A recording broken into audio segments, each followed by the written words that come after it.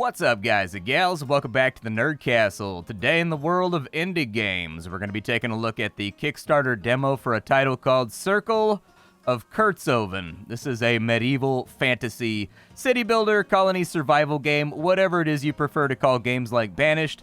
This is very much that game. Now, unlike Foundation, unlike a lot of the other Banished games that are kind of trying to forge their own path, this game seems to be focused on exploration and kind of like diplomacy and interacting with neighbors.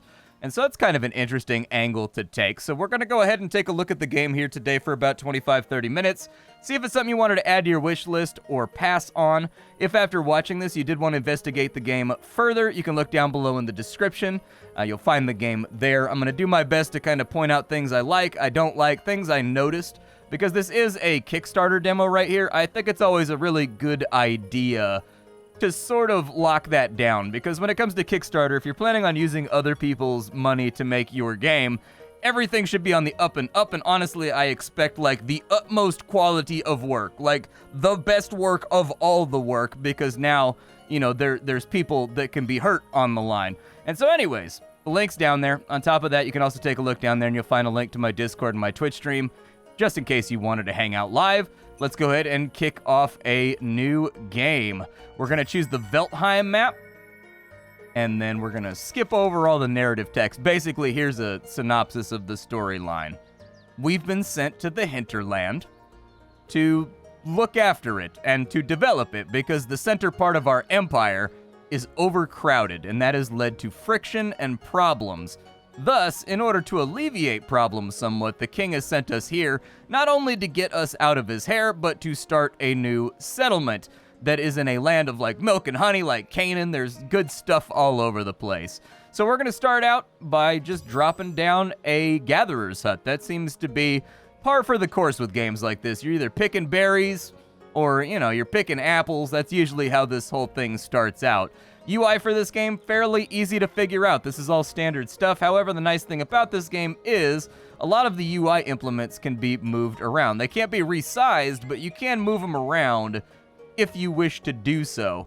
What does that do right there? Does that unhook it? Oh, no, never mind, it doesn't. I was hoping that I could unhook that and move it around. What does that button do? Oh, you can fold it up. I didn't notice that you could fold it up. Can't fold that one up, though. The button doesn't do anything on this one. But with the Gatherer's Hut down, we're going to pop the game on up to like 3 times speed. We also need a Forester's Lodge. Now, one thing I was happy to see is that the game already has indicators for what the front-facing part of the building is. That's a bog, basic, standard thing that every single city builder colony survival game should have. It's never fun with a game like this when you sit down to place a building and the ghost of the building that's stuck to your mouse is not like defined enough for you to figure out what the front of the back of the building is. And since this is a game where construction takes a considerable amount of time and you can't just willy-nilly move buildings, you have to tear them down and rebuild, I'd prefer to get it right the first try. And so there's our wood choppers right there. They're going to start chopping down trees. Apparently Luca has been assigned to that job. They're going to begin chopping down trees and gathering branches.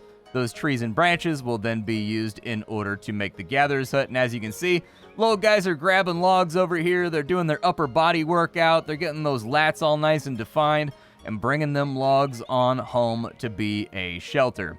The other thing that we're going to need inside this area is a whole bunch of straw huts because people need a place to live. Otherwise, they get this very pesky icicle thing, like this little snowflake picture above their head. They get very cranky very quickly if they don't have a place to sleep, so we're going to work on that.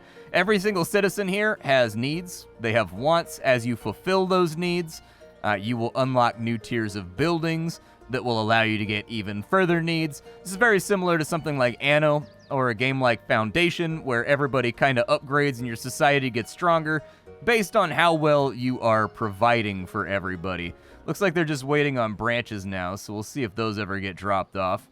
They do indeed get dropped off, so there we go. Branches are good to go, and now we've got gatherers. Let's also make sure all of our gatherer spots are not vacant. This guy's only 79% busy, so we'll put Dennis on the old task of gathering wild grains. I would play on the other map, but the other map has like a problem when you start out. So you have this food stockpile right here, and it's like crates and barrels and stuff. Doesn't really matter because, like, the other map has a ton of animals on it. You might be thinking, like, oh, that's cute. Like, what is it? Like a doggy? Like a kitty? Like, what kind of cute animals are on the other map? There's all kinds of stuff. Rabbits, sheep. That's not necessarily the issue. Instead, what the issue is that wild animals can access your food stockpile even if the food has been gathered and put into a crate, and they can just eat out of it. And so with the other map, they were driving me nuts trying to figure out how to get rid of all these animals that were constantly just kind of like skimming off the top of my food supplies. Like, it was like impossible for me to get settled and like set up with some food because there was like a never-ending line of animals just eating out of my crates. And those are not animals that I own. These are like wild squirrels coming out of the trees to eat my nuts. That's right, the nuts aren't safe.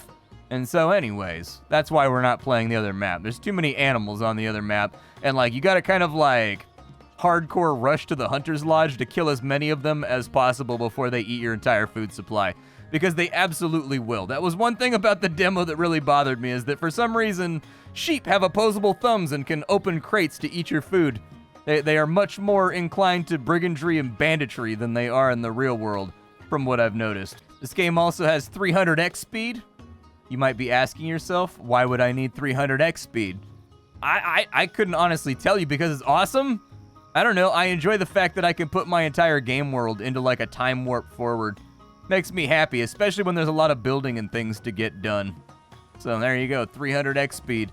That's what it looks like, and there's no performance hit for that. This is a game that looks great, it plays great, it feels great, and not only that, it has like silky smooth performance. Like, the performance is so good. Like, it's like kind of a game that's minimalism, but with some added detail from like shadows and whatnot, sort of like Sapien style. But still, with the draw distance as far as it is on 300x speed, like, you would expect there to be some kind of like performance loss. None. Actually, way more solid on the performance front than I expected from a Kickstarter demo. Normally, with Kickstarter demos, I expect performance to kind of be like the baby that gets thrown out with the bathwater, just trying to get the proof of concept out the front door. And so I don't really usually comment on it, but in the case of this game, the developers did a really good job basically making a game world that never loses a single bit of frame rate, at least for me. I'm sure the second I say that on a video, the entire Steam forums for this game and like its demo or something will be everyone being like, poor performance, can't even play. And I'll be like, oh man. So what we want to do is we want to put in, can I just like assign, oh, that's a tin mine. Okay. We need a stonemason, but I don't know if we need a stonemason first. Instead, I would focus on industry. So let's get a kern. If you don't know what a kern is basically like a hand mill. You can find them all over the place here in California because like the old native tribes that lived here, they would go out to the mountain. There's like these craggy areas with like very, very sandpapery stones, very rough stone. And what they would do is they would take their acorns over there and they would grind their acorns with a stone on top of the stone from the crag that's sticking out of the ground. And so anyways, they would do that for like 1,000 years, and eventually they would develop like these silky smooth bowls that they would grind their acorns inside of. So it's pretty common where I live. If you go up to a rock face and you start looking around, you'll find 3 or 4 of those bowls that have been smoothed out over like 600, 700 years of grinding acorns down to make acorn bread. After we get the kern done, the next part of the supply chain is going to be our baker's oven. So we'll go ahead and put that right next door. I think we'll treat this kind of as like our main street, I guess, right here. And we'll figure out where we want to go from there. After we drop that on in, we are going to need a wood chopper. This guy is going to make firewood, so we need to get one of those too. And then on top of that, we're probably going to need a fireplace. The fireplace is basically like the center of your society.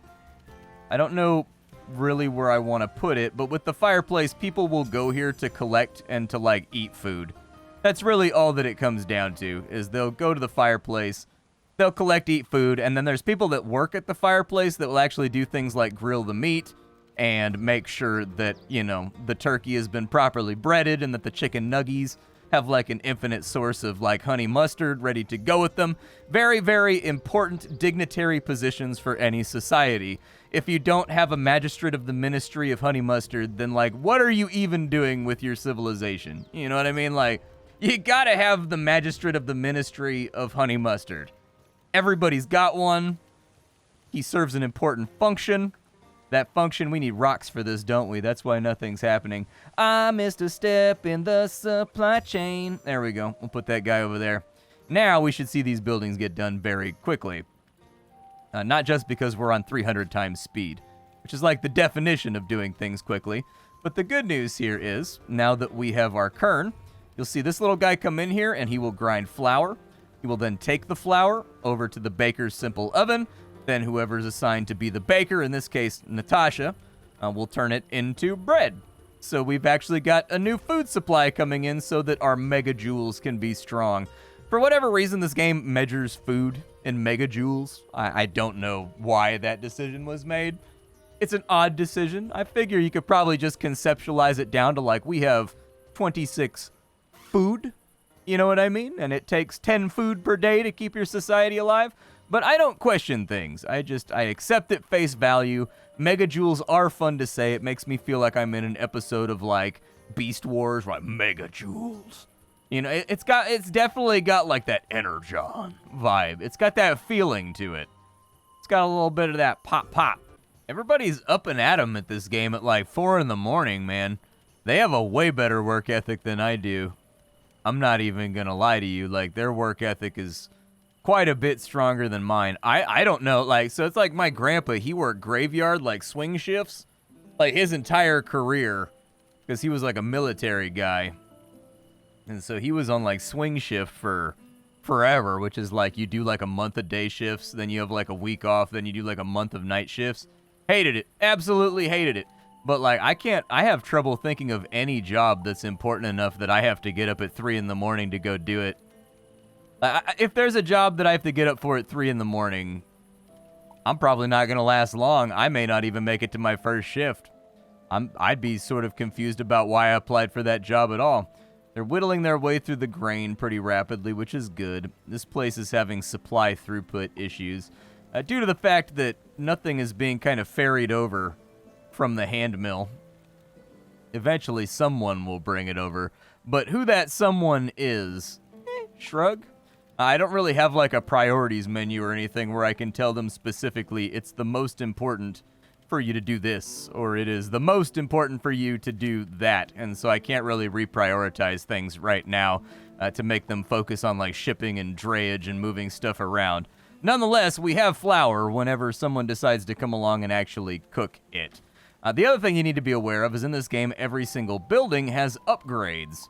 So they've got a little tab in here on the employee sheet where every single building has upgrades to like their efficiency and upgrades to the amount of goods they can store inside their little inventory area over here, and like upgrades to the work speed of the workers that are in there, both for processing and gathering. So keep an eye on those because they do actually considerably increase the output of if you've got something like a tailor in this game that produces like 3 clothes per day, you're gonna want to bump up the efficiency of that for sure. Oh, that's on auto hire. Gotcha. We'll put the gatherers on 2 people right now because I feel like I have more raw goods than I have other jobs going on. On top of that, why is this not getting done by Natasha? Let's go ahead and fire Natasha, and we'll put Sasha on it because he's only like 25% busy. So Sasha is now our new breadinator. I believe it was a lack of firewood. So unfortunately, he didn't have anything to burn in order to make the bread, from what I can tell so far. It looks like they need a certain amount of wood to be brought. Yeah, it looks like in order to do 1 run, they need 4 firewoods. I was sitting here trying to figure out why is bread not happening. I love bread. Bread is like a nice baguette is like one of the best things ever. So why is the bread thing not happening? You know what I mean? I found out. With the sawing place, there we go. They finally produced firewood too, which will let us bump ourselves up a little bit. I think part of the problem is that we just don't have enough wood coming in. So I'm going to use an upgrade to get that up right there, and then also I'm going to upgrade the processing speed so that maybe the outputs of this building get a little bit more effective. There's our breads. They're getting all poofed. It looks like they're like little hot cross buns, man. Those buns that are hot and crossed. Let's see. We've got rudimentary tailoring table and a community center. Well, the community center is tier 2, so we're not going to be able to get on top of that yet. But we can do the rudimentary tailoring table. I just got to find it. There it is. This guy will be the tailor. We'll put the tailoring station right next to his house. He can be the tool man. There's our tailor. Our tailor is all locked in. You're 100% going to want to make your tailor a lot more efficient because this guy only produces like no clothes per day. So every little bit of efficiency is going to make him knock out more clothing, and the clothing is going to be important because if we look at our population menu right here, you'll notice one thing in common that every single person in our society wants. It's pants. A spoiler alert, it's pants. People are tired of hanging brain while they're working in dangerous quarries.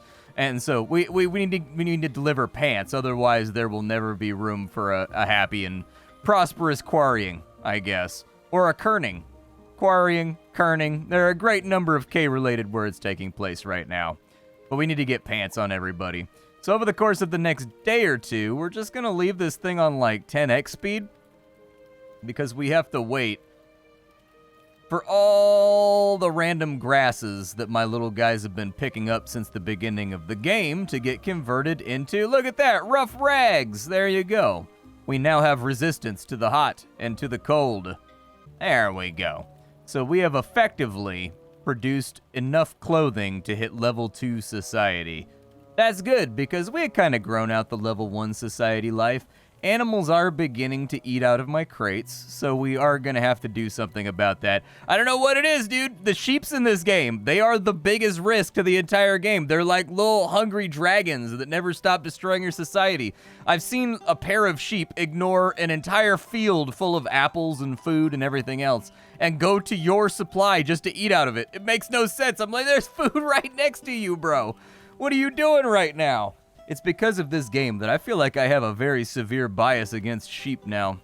But the next thing we need to do is we need to mash out a hunter's hut. The hunter's hut is going to be costly, but it does supply us with meat, and it does supply us with things in order to get further on into the game. The other thing we could do is maybe like a fishing hut over here on this corner so that people could just like go fishing and catch little trouts and things.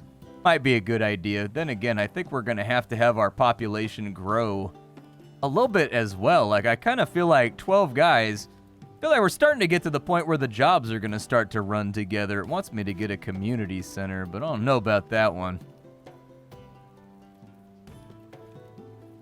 Maybe we put in like a communal well, though. That feels like an okay task.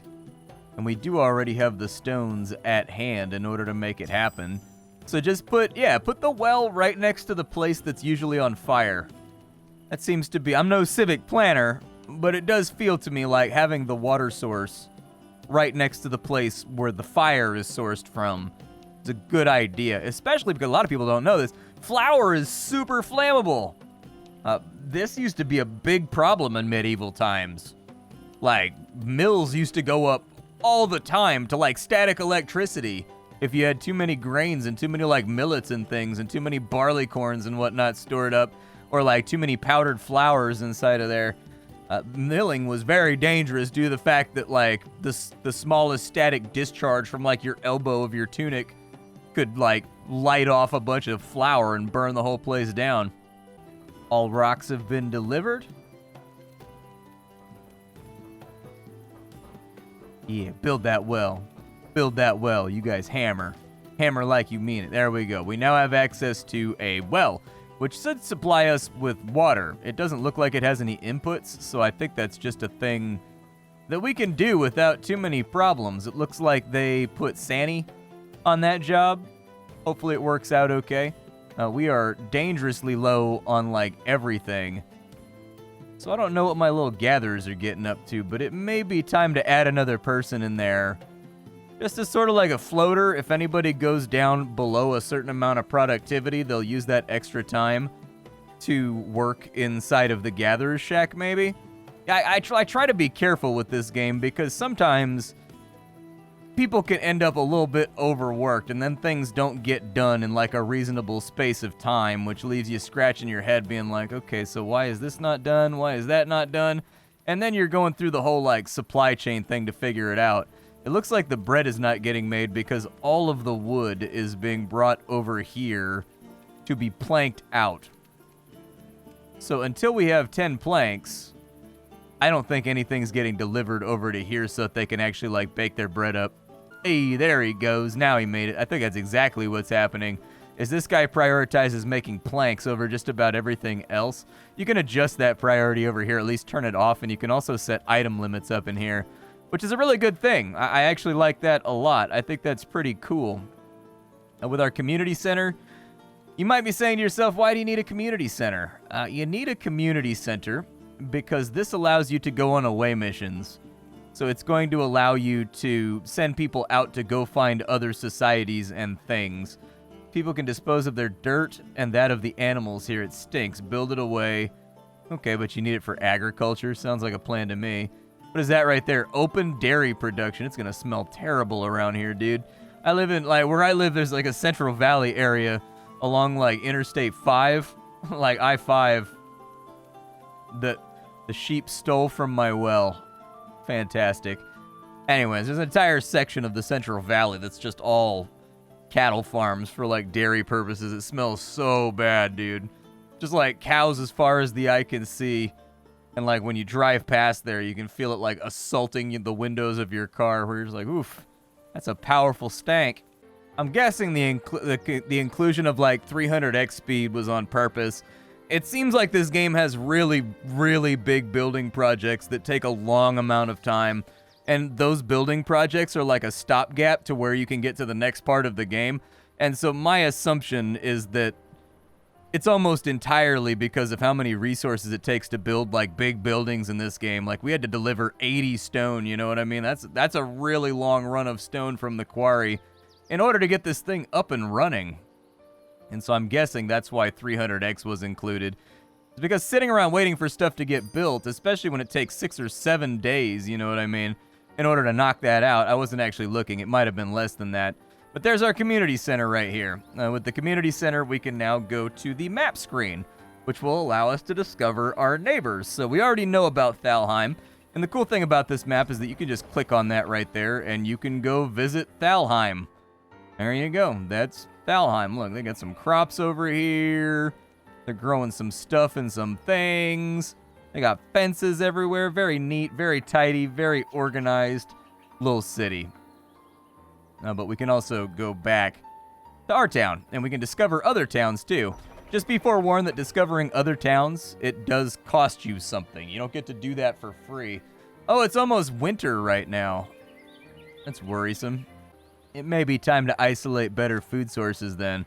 Now let's go ahead and we're going to put in our fishy mans over here, just to see if we can drag in a couple of fish a day, just something for the people to eat when inevitably all this stuff dries up, because it will. This whole area gets covered in snow, and there's not going to be anything else to pick up along the way once we get to winter. It's going to be that normal Banished experience where you watch your food supply slowly trickle downwards, and you like chew your fingernails and be like, did I do good this year, or did I kill everyone? There's our fisherman right there. It's all good to go. So what you will see is that this guy should hang out over here, especially, oh, we don't have an employee yet. Are there so many logs being delivered? Oh, it takes a branch to produce a fish?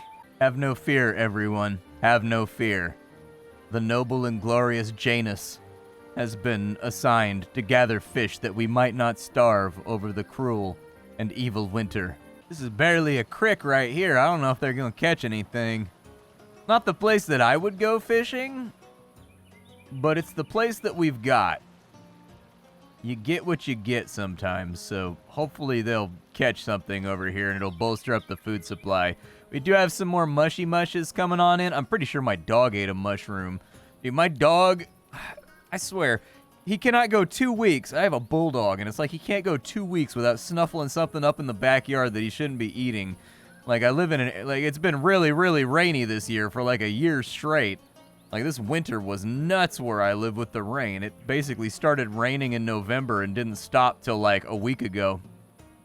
And so there's no sunlight, which means there's mushrooms growing everywhere. And I can't get them all before my dog does. Like, he knows the mushroom makes him sick, and he eats them anyways. So, like, I gotta go through the yard with, like, a fine-tooth comb every other day trying to find all the mushrooms.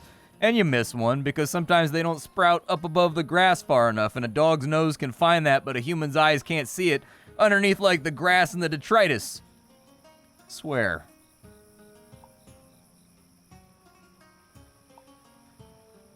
I would say that it may be time to consider possibly moving that gatherer's hut to, like, a different locality. I think we should do that. It looks like it's just about tapped out that area. I don't know if they'll get it rebuilt fast enough to where they can capitalize. But it may be time to kind of, like, put a gatherer's hut down there. Oh, we can gather through the winter. That's good. I was kind of curious about that, whether or not I could gather through the winter, but here's the winter wonderland that we're currently looking at right now. We don't get this stuff where I live. I'm completely and totally out of my element if there's snow anywhere. This is not a thing. The last time it snowed where I live was in like 1988. It's been a really lot. Like, you're just too, like, I'm right next to the ocean. Like, you're at sea level. It's hard to rain at sea level without, like, outstanding temperatures. Not really outstanding temperatures where I live. It's basically like 75 degrees all year round with like a 20-mile-an-hour wind. You know what I mean? Like, every place has a flaw. Where I live, the flaw is that it's ridiculously, absurdly windy 365 days a year. Pretty rare that it's under a 10-mile-an-hour wind where I live.